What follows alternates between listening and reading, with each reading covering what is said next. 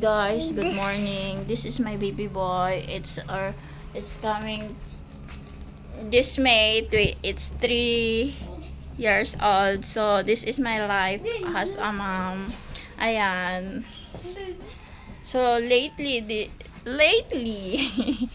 I'm so tired always, guys. Always pain my back, my bones. So 37 years old with with my baby boy. I'm so tired. Mom is so tired because like that. Always mama picks the bed and baby boy always destroy like that every day. Ay nako, guys. Ayan nga. Ayan nga ang buhay mama. Everything is destroyed with my son na makulit kahit ano na lang. So ayan, sobra talaga ang hirap, guys. Napapagod na ang mama Josie. Ayan, hyper masyado ang baby boy, jumping in the bed, untog ang ulo, kulit niya, guys. Ayan. So nakakaramdam ang mama ng pananakit ng mga buto-buto.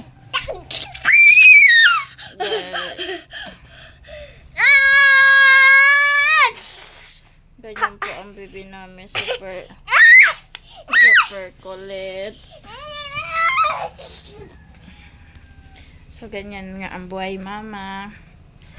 Tumatanda na tayo, guys. Kaya ayan, nananakit na ang mga buto-buto.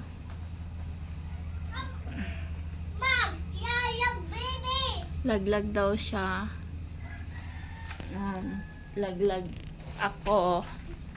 Laglag ako, mama, kasi nag-jumping ako, mama. Ayan. Bakit ikaw makulit? Why? What is your name? What is your name?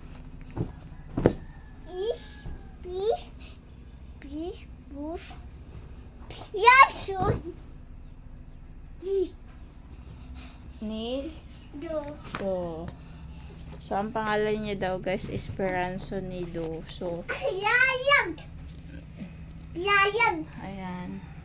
Makulit ang baby. Super kulit. Jumping in the bed.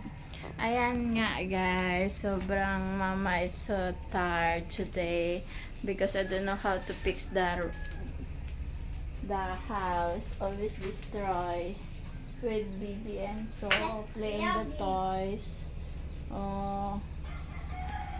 Mama always have sick because baby Enzo always what?